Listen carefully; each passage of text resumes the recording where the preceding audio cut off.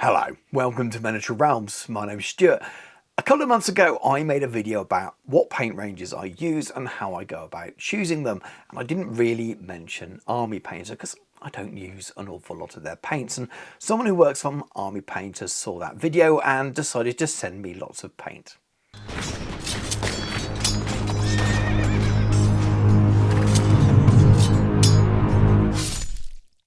Miniature Realms is proudly sponsored by Counter-Attack Bases. They stock a wide range of counters, gaming aids and movement trays for multiple game systems and offer custom items to suit your club, your event or even your podcast or YouTube channel. Check out the link in the video description. And in that video, which you can catch here, I talk a lot about the paints that I've used over the years and what I like about paints and what helps me decide which ones I'm going to like, what I look for and all of those things. I actually broke that down into sort of 6 generalised points. And I think it's only fair to grade the paints that Army Painter have sent me in the same way. And those 6 areas were recommendation, quality, ease of use, depth of range, availability and price. Thank you to Alan, who I believe works as a marketing assistant for Army Painter, who saw that video and arranged to send me 2 sets of paints. And I got the mega set of Fanatic, that's the 50 bottle set, and the Speedpaint mega set as well, which is also 50 bottles. So 100 new paints to try. Prior to receiving these sets, I'd obviously used Army Painter before. I've been working around the industry and as a hobbyist for a long time, and I tried some of the old Warpaint and it was okay. I wasn't particularly enamoured with it. It didn't really work the way I wanted it to and just used other things. I wasn't put off Army Painter products. Their shades, their washes were always excellent. I even used to use their Army Painter brushes before I moved on to slightly more expensive ones, and I love my Rosemary & Co brushes that I tend to use most of the time now. I actually currently use an Army Painter wet palette and have done for a little while. I've used other brands as well. I think it's fine, does the job very well. And I dabbled around with Speedpaint. I had a few Speedpaint 2.0 in my collection, like them. I even used Speedpaint 1.0 and I like those as well, even with some of the reactivation things at the time. They didn't suit all the way as I used them, but still I like them, and I did like the Speedpaints that I had, and I always consider them alongside contrast. I just happen to have more Citadel contrast. I really didn't want to do a standard review where I squirt some paint out on a palette, talk about it and all the rest. And I wanted to make this video a follow-up to that first video. So I've actually had these paints now for a few months. I think it was November time that I received them, and I've been using them now for about 3 months, at least 2.5 months, in projects, in videos. People who follow the channel and watch my tutorials will have seen me mention Army Painter paints, even drop hints that I was going to make this video. I really wanted to give them a good test and use them in place of some of the other paints that I normally go to really stress test them and see how much I really like them. And in that journey, as part of that journey, I actually ended up buying more Army Painter paints. There are some that I really liked, and that sort of gives you a bit of a hint where I'm going with some of this video. I actually added to the collection I've got. So let's start working the way through those 6 points. And the first one is recommendation. And if I'm honest, I hadn't had these paints recommended to me. I haven't got friends who paint who were saying these are great, you've got to try them. I haven't seen enough videos where people were raving about them in order for me to get super excited. But I was interested. I liked the idea of the flexible triad. We talked about that in the previous video, that I love the triad system for 2 thin coats, and I've liked it for previous systems before as well. So that interested me. It did at the time, and I've seen some really good reviews that show what an improvement this is over the old range. The coverage is great. The only negative I tended to see was experienced painters out there were saying things like there's a lot of white or grey pigment in these paints, which means that some of the colours that you expect to be a bit more punchy and a bit more vibrant are a little bit desaturated, especially with things like reds, and that gave me a little bit of concern or caution. So number 2 is quality, and obviously that's one of the most important things, and that's the entire range of things. So from the actual quality of the paint, is it consistent across the range, the viscosity, the quality of coverage, the way it comes out the bottle, what I can do with it. I like a paint that I can thin, that it doesn't split, that I can make glazes of, that I can thin enough to put through an airbrush. I don't tend to buy airbrush paint. I like to use the same colour with my hairy brush or my airbrush. I really appreciate ranges that work for both. Were the bottles any good? It's not the most important thing to me. I mean, I've been putting up with two thin coats bottles, which is probably the worst out there at the moment in terms of dropper bottle, at least the nozzles anyway. So what were the bottles like? Were they better? I already assumed they'd be better anyway than the two thin coat ones. But these are the kind of things I look for. Quality-wise, it was pretty much what I expected from the reviews that I'd seen, that they were fairly viscous, fairly thick, but they thinned well and they didn't break down too much. And I've used quite a lot of the paints now over a number of projects. I used quite a lot of the reds. I've used a lot of the flesh tones very, very heavily, and they all thin well and behave very well, and I haven't had any problems painting with them at all. They go through the airbrush absolutely fine, no issues whatsoever with them, including their white. Thins nicely, nice thin coats of the airbrush, and that's something that's a real test of a range of how well you can thin it. Those are all real big positives for that Fanatic range. It feels mass market. It feels like the viscosity and the coverage is there for that reason. People expect the paints to cover, and even though you're supposed to do 2, 3, maybe more thin coats, sometimes a lot of people just like to do a one coat and cover all. I get it. I don't think this range is aimed at the competition painter. Not saying it can't be used for that, and competition painters aren't using it, but I feel like they're going after the bigger market. I might be wrong, but that's my impression of Army Painter as a product, as a company, and what they try to do. It's your Citadel alternative, and I think they've nailed that. And this range this time not only is good and comparing in terms of range and price, it's easy to use. I recommend it to my kids. It's good value, which we'll come on to later, and it covers. And I think it does all of those things really, really well. All about the pigment thing, the too much white or grey mix in the paints, which is taking away from that punchiness, giving that slightly desaturated feel. It's definitely there with some of the paints, I won't lie. There's some paints that you think, oh, that could be a brilliant range, and they just don't quite match the colour swatch always. However, it's not completely consistent, and some of the range you just don't notice that problem at all. I was really concerned with the reds because I heard the reds were the problem, and I think some of them might be, at least in that starter set of 50. I didn't quite feel that they were all punchy enough. However, the pure red is really good. I really like that, and I actually prefer it to the corresponding two thin coats paint. But the ones around it, the base tones, the mid tones, etc., weren't quite as punchy. So I need to do a bit more research there. It may well be when I pick up the full set that there's enough in that range of 6 that will give me the punchier dark tones that I'm after, as well as that nice bright pure red. So there's often ways around these things. The metallics are good. They're not great, but there are very few great metallics out there. They're just good. They compare very well with two thin coats. Some of them aren't the smoothest. I'm using the Mithril a lot at the moment because I really like the colour. Something that doesn't have too much white or too much pigment in it as a silver. I often find I can't get the shiniest silver I want. It looks light, but it's got too much white in it, which dulls it a little bit. And I might be describing this wrong. I'm not a paint scientist here, but there's something in it that dulls the paint sometimes to give them coverage, or sometimes the metal in there isn't ground smooth enough and they separate in the bottle, and all of those things. You get a little bit of that with the Army Painter metallics that I've tried in that 50 set. Again, they don't compare for me with those Scale 75 Metal and Alchemy paints, which I really, really love, or some of the older Vallejo metallics. I know they've got new metallics out of the range at the moment. I haven't tried those. That's another video, another conversation entirely. So what about the speed paints?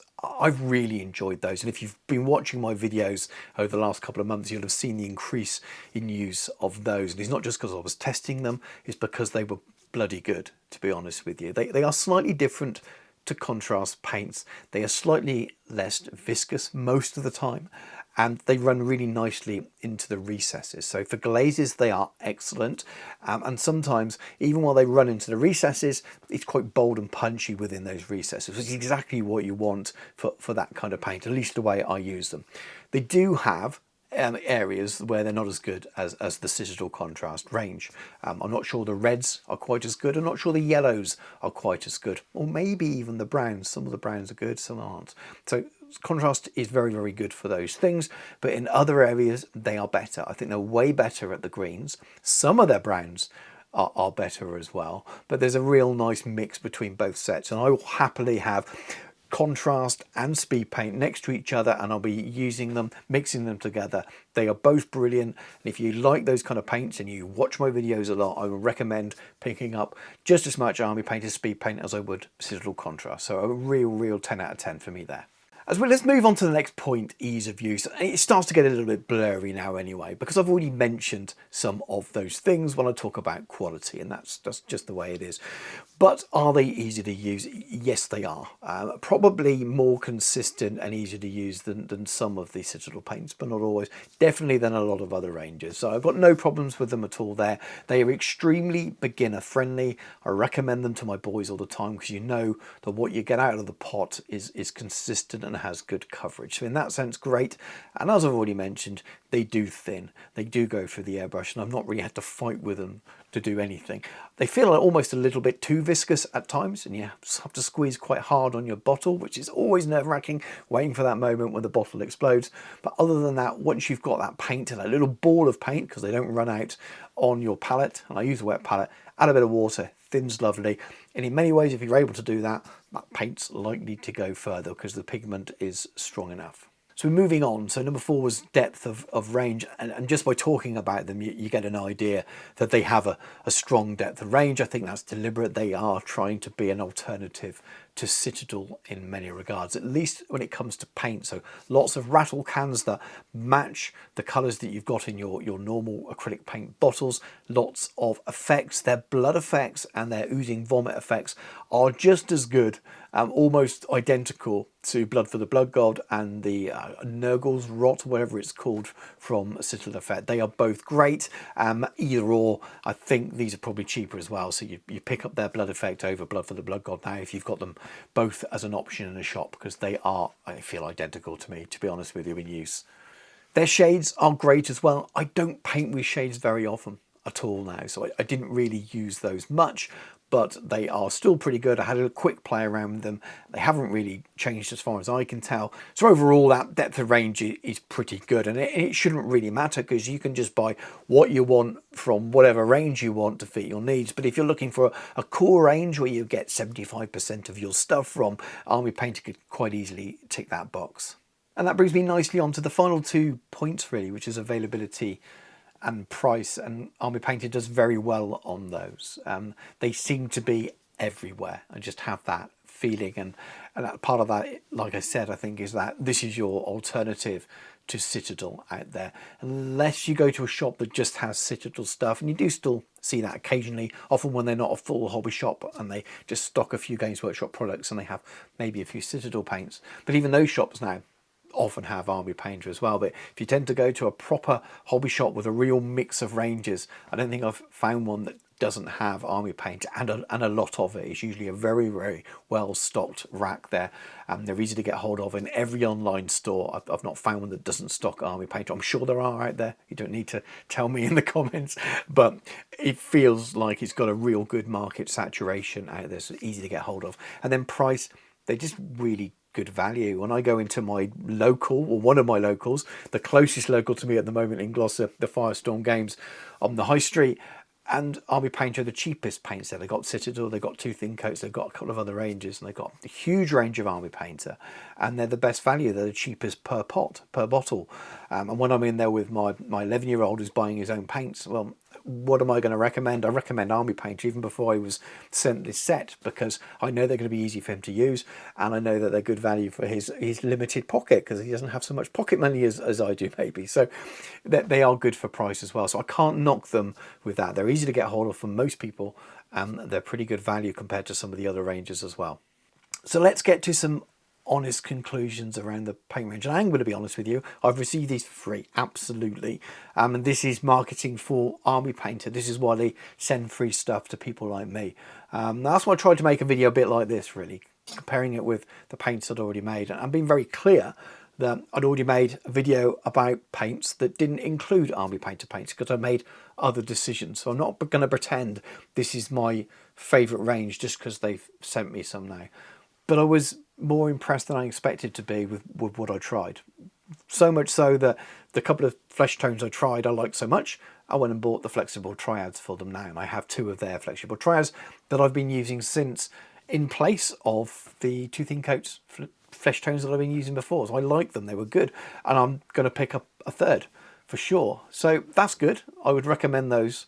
Like I said, I'm interested in their reds. I want to try a few more of their reds purely because I really like the pure red colour. I recommend pure red. It's really punchy, really bright, love it. So I'm going to buy the flexible triad that goes in because I want to see what the rest of the range is like, because if it's good, then that could be the basis for doing my reds. So I'm already going to be incorporating some of the Army Painter Fanatic range into the paints that I use. So keeping up with that mixed ranges, the way I like to paint, find things for different jobs. Yeah, for reds, I turn to this. For browns, I maybe turn to something else. I don't know.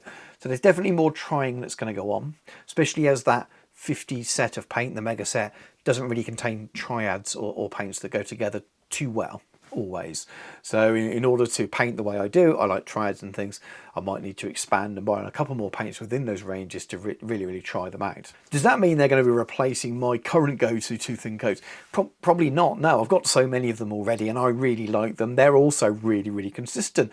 They are different, they're less viscous, but they still do all the other things. The pots are worse for sure. So in many ways, there's a toss-up between the two ranges. So we'll see how that develops over the months and years. And I will definitely be not ignoring Army Painter now. I will be turning to them. If they've got a triad or a few colours that matches what I need for a project, I might pick up that flexible triad, and that might mean I start to use that range a little bit more. Speedpaint, as I said, that was a big 10 out of 10. Really like them. I need to get the rest of the range now, and I plan to fill out the rest of the range beyond that 50 that's in that mega set, and I think I'll continue to use those as much as Citadel Contrast, and I'll prefer one range for certain paints and one for another, and that'll be the way I use them. But they are really good, and I'm going to get the lot. If you're a beginner painter or an intermediate painter, or you're buying for someone new to the hobby, they are a brilliant place to start, and it's somewhere I would probably look now.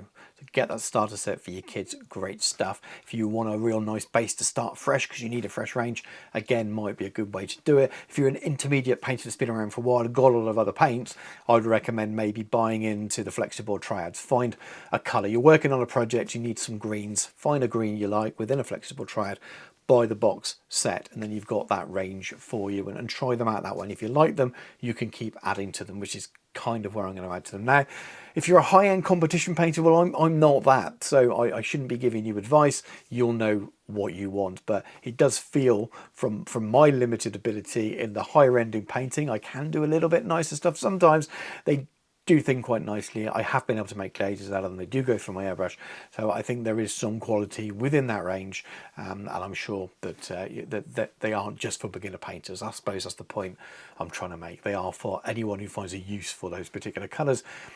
The main thing is I just didn't find any really bad ones. There was nothing shocking there. There was none of that. Well, that's not going to cover at all. They were all good and all consistent, and that's a big point. So thank you, Alan, for sending those. I really enjoyed them. And you've got a convert of sorts. I will be adding more to the range, and I've got plans to buy more. So that's pretty good. And I may have not done that if you haven't reached out to me and sent me those paints. There's just so much out there, and we can't try them all. So hopefully a video like this helps you as the viewer out. You now know my thoughts on them alongside that other video, because all of that stuff I said in the previous video stand as well. The things I said about those other paints ranges and my reasons for choosing stuff stand as well. Shop around, buy different colours from different paint ranges, find something you're happy with, and if you're like me, that you like a core range to go to, then Fanatic could be a good thing to fill out 60-70% of your paints and dip in the other way. And we'll see how my collection ends up developing over the next 12 months or so. Anyway, thank you very much for watching. I hope you've enjoyed the video. Please do drop me a like if you have. Comment below, let me know your thoughts. It helps the video be seen by other people as well. Subscribe to the channel if you haven't already done so. Do go and watch that previous video if you haven't already. Do check out the other links in the video description, including the channel sponsor, Counterattack Basis. If you like what I do, consider supporting me on Patreon. Thank you to all my existing patrons. I couldn't keep doing what I'm doing without your support. But thank you very much for watching. Take care, and I'll catch you soon.